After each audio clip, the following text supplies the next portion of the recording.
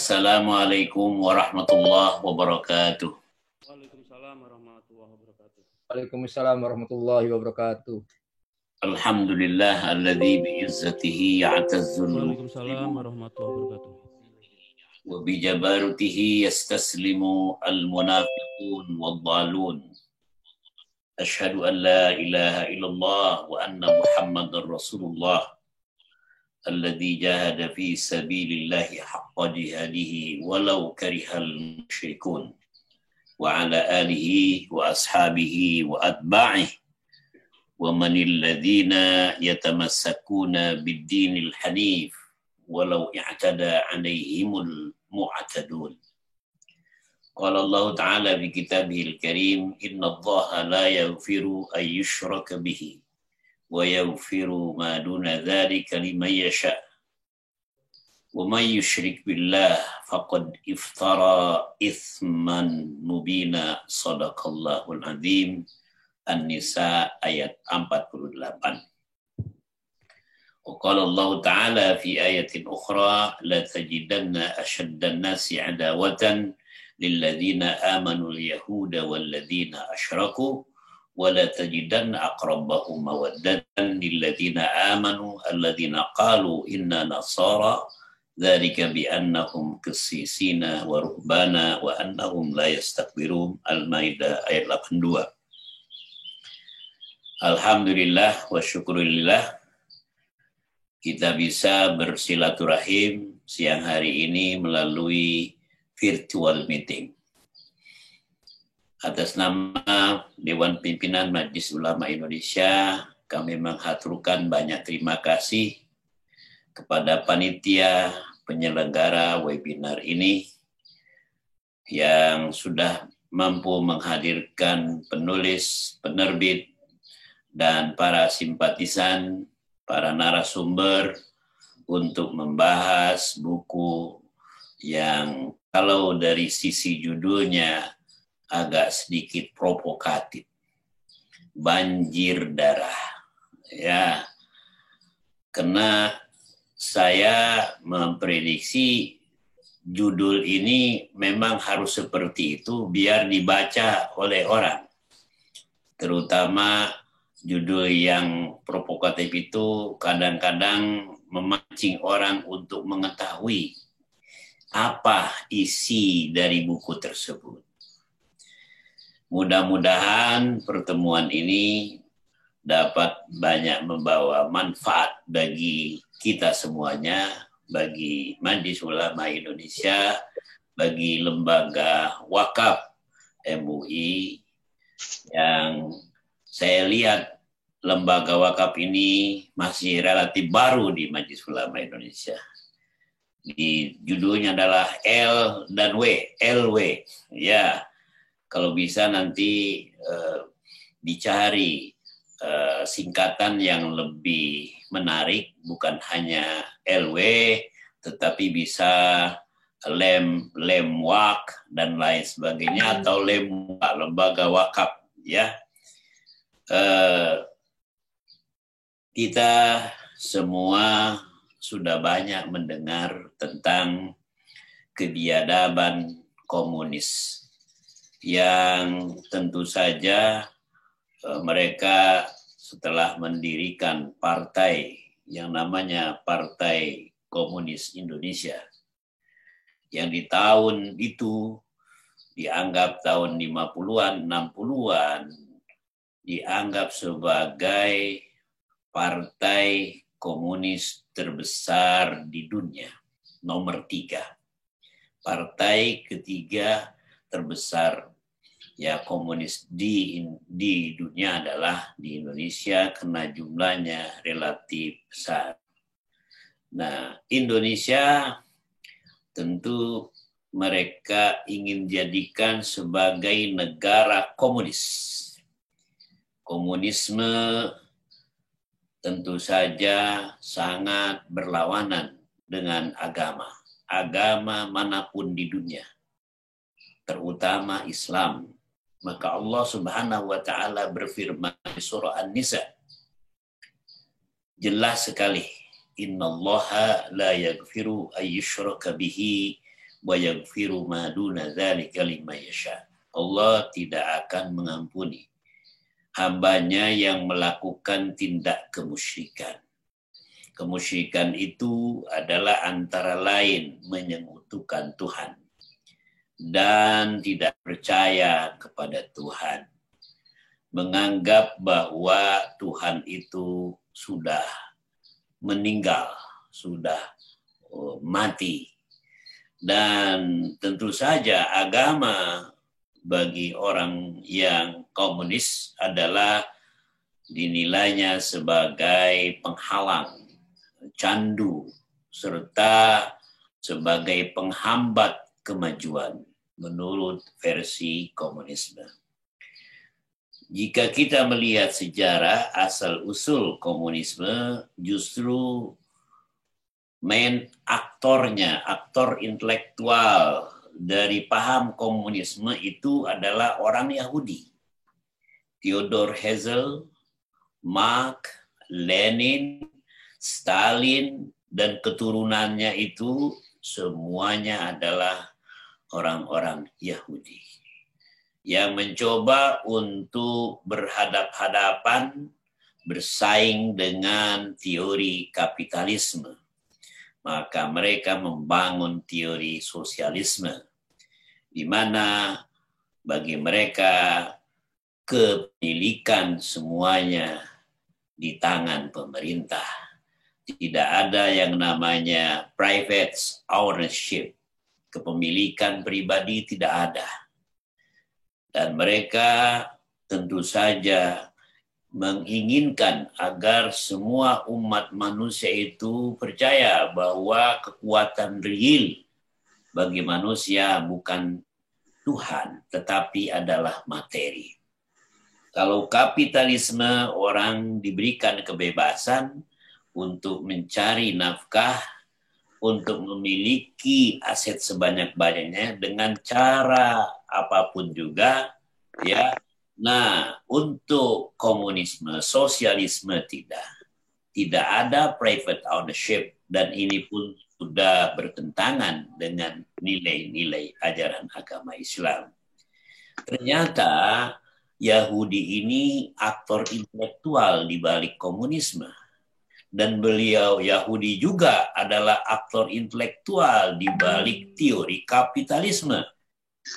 Kapitalisme dan sosialisme, komunisme itu pada dasarnya dicetuskan oleh orang-orang Yahudi.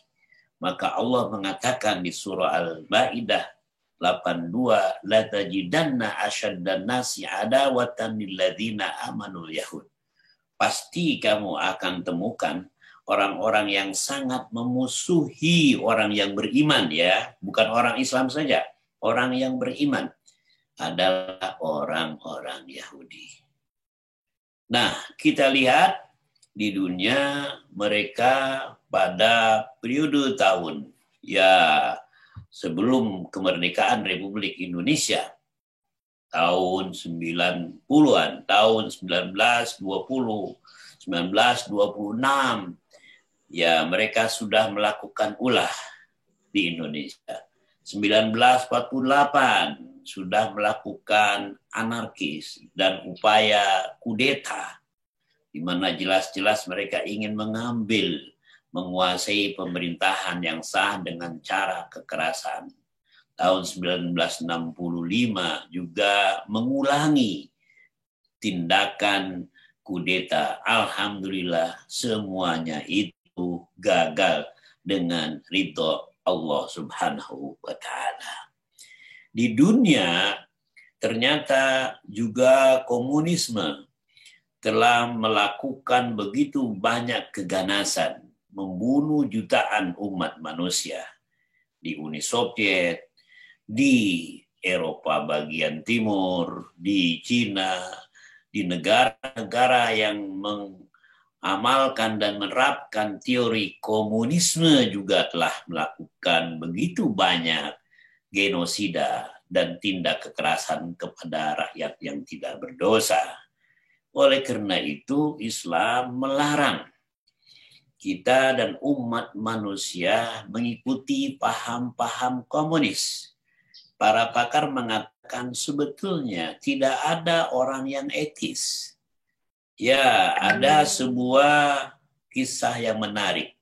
Yang ini bisa kita baca di era tahun 40-an dan 50-an. Di Uni Soviet, ingat pada tahun 1948, kudeta Partai Komunis itu dibiayai dan disapot sepenuhnya oleh Uni Soviet. 1965 disapot sepenuhnya oleh Cina. Nah, dua negara besar saat ini ya, yang terus menunjukkan kedikdayaannya adalah memiliki paham komunisme karena mereka percaya bahwa kekuatan sesungguhnya adalah materi, bukan ya kekuasaan Allah Subhanahu wa taala. Nah, di Indonesia mengapa begitu tertarik mereka untuk menguasai Indonesia? Karena Indonesia memiliki sumber daya alam yang melimpah ruah. Dan di dunia lain, di Timur Tengah, mereka pun sudah menyebarkan paham-paham komunisme. Baik itu di negara Arab atau di negara non-Arab. Di Afghanistan, kemudian di Irak, di Syria. Di Syria ada partai yang sangat kuat yang didirikan oleh kader komunis, yaitu Partai Hizbul Ba'as, Partai Kebangkitan Rakyat. Hizbul Ba'as Iraqi, itu pendirinya adalah Michael Aflaq, seorang komunis dan seorang ateis. Nah, pada saat orang-orang komunis, itu ceritanya diabadikan dalam sebuah tulisan menarik di Uni Soviet. Pada saat itu Rusia namanya masih United States of Russia. Nah, adalah sekelompok orang naik pesawat. Nah, pada ketinggian tertentu ada turbulensi yang sangat kuat. Sehingga pesawat tersebut mengalami goncangan. Masing-masing semua yang ada, yaitu para passengers, ya penumpang yang ada di dalamnya bingung. Kenapa pesawat ini mungkin saja jatuh dan hancur berkeping-keping. Semua orang yang ada di dalamnya berdoa. Termasuk yang ateis pun dari Uni Soviet berdoa. Artinya apa? Bahwa tidak ada sebetulnya yang namanya ateis.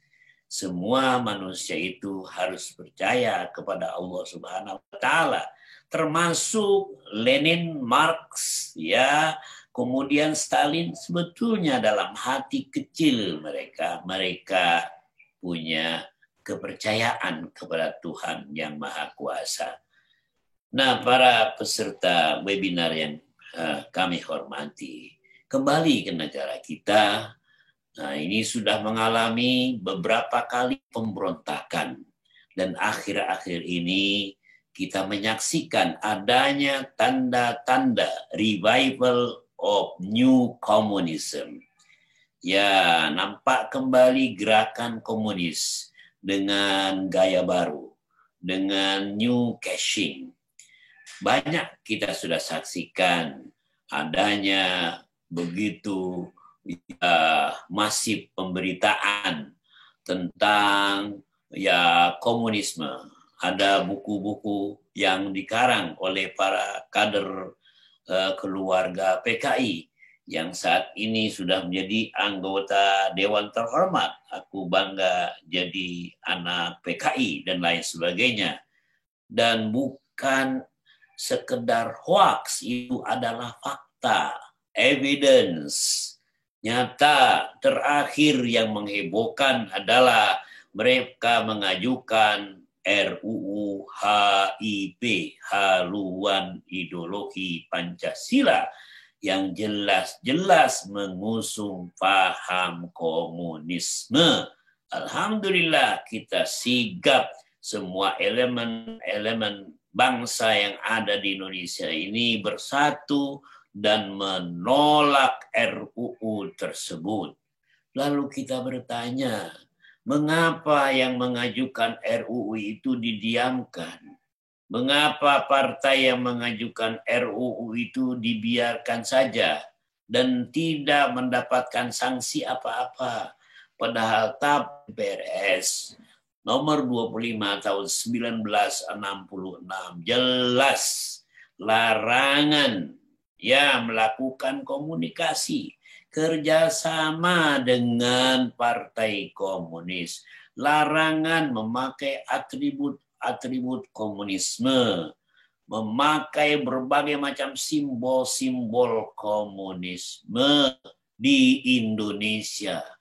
Larangan ini masih berlaku dan sangat disayangkan. TAP MPR hanya tinggal kenangan. Mereka banyak yang bangga memakai atribut Partai Komunis Indonesia. Dan juga banyak yang berpendapat bahwa komunis PKI sudah tidak ada, sudah mati. Betul, PKI-nya sudah dilarang. Partainya sudah dilarang yang namanya PKI. Tapi ideologi itu tidak mungkin hilang. Kita belajar di dalam Al-Quran. Bagaimana kisahnya kaum Ad, kaum Samud, kaum Lut, kemudian Fir'aun, Namrud, semua para penguasa-penguasa yang zalim. Orang-orang yang melakukan lesbianisme, kemudian yang melakukan gays, sodomi, itu dihancurkan oleh Allah Subhanahu wa Ta'ala. Hancur-hancurnya. Maka adalah nama yang sangat terkenal dewasa ini di Yordania dan di Israel adalah Dead Sea, Laut Mati. Laut Mati itu sebetulnya bagian yang tidak terpisahkan dari azab yang Allah turunkan kepada kaum Nabi Lut. Karena mereka melakukan pembangkangan, pelanggaran, kemaksiatan, kemunkaran, dihabiskan habis. Tidak ada yang tersisa. Namun apa yang terjadi? Orang sampai saat ini masih ada yang melakukan. Ada didukung LGBT. Banyak dukungannya. Bahkan perusahaan-perusahaan besar pun mendukung dengan nama-nama yang keren. Nama-nama yang berbau modern dan progresif. Seakan-akan kesetaraan, gender, dan lain sebagainya. Jadi ideologi komunisme masih hidup. Walaupun partainya sudah dilarang. Maka atribut-atribut komunisme juga mulai dinampakkan di negara kita. Na'udzubillah min dzalik. Ini apa artinya? Merupakan warning bagi para pemuka agama. Merupakan peringatan bahwa kita tidak boleh santai, tidak boleh terjebak dengan slogan-slogan yang manis yang biasa disampaikan oleh kader-kader PKI. Mereka mengatakan komunisme di dunia sudah habis. Di Cina sudah tidak ada, di Uni Soviet sudah tidak ada, di Korea Utara sudah salah besar. Cina menggunakan satu negara dengan dua sistem. One state with two system. Negaranya beraliran komunis. Semua dikendalikan oleh Partai Komunis Tiongkok. Tetapi sistem ekonominya ekonomi liberal.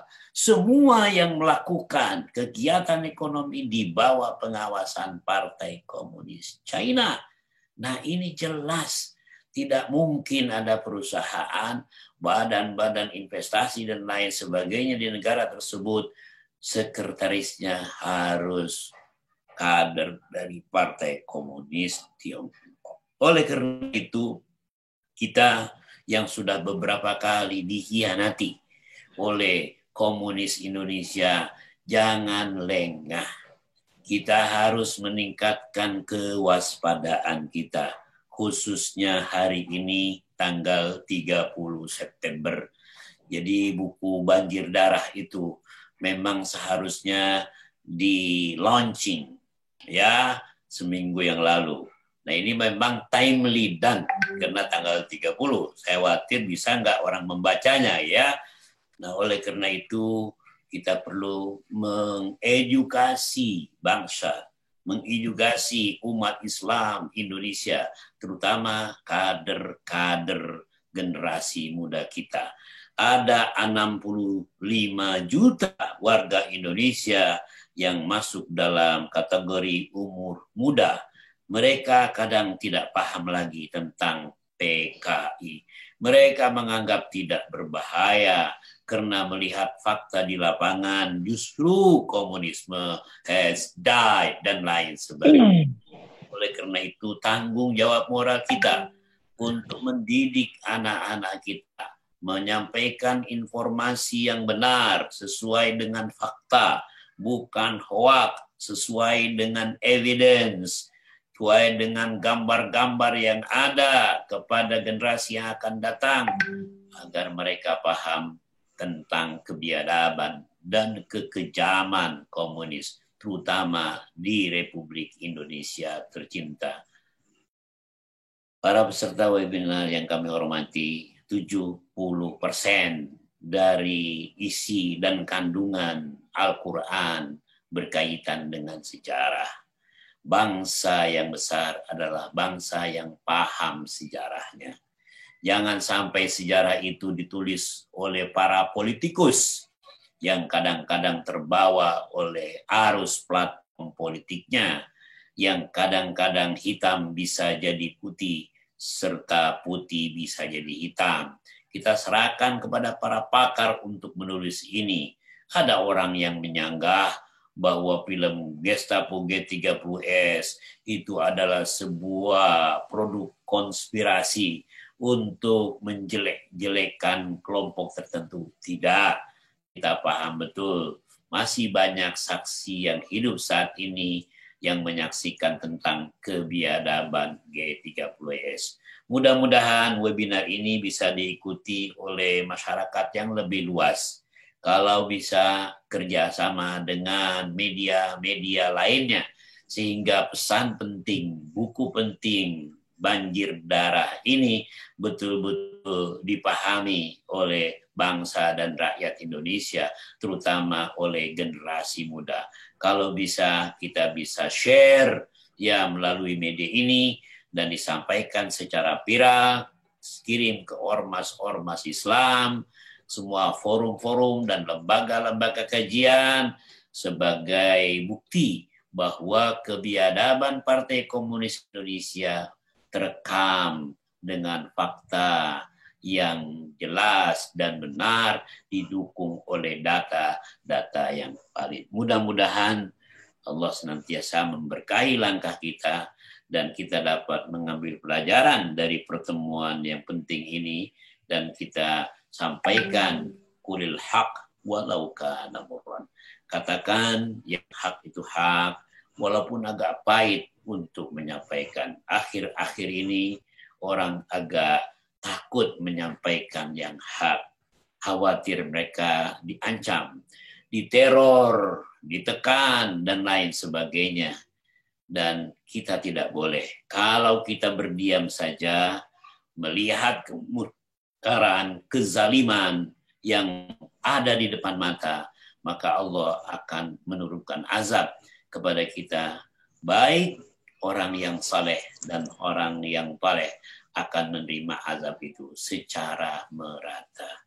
Mudah-mudahan kita selalu diberkahi oleh Allah Subhanahu wa taala, mempelajari sejarah negara kita, dan insya Allah kita akan tetap bersatu untuk menghalau paham komunisme, karena komunisme anti agama dan bertentangan dengan sila pertama dari ideologi Pancasila, ketuhanan yang Maha Esa. Terima kasih atas perhatiannya. Billahi taufiq wal hidayah wal ridha wal inayah wal afu minkum. Wassalamualaikum warahmatullahi wabarakatuh.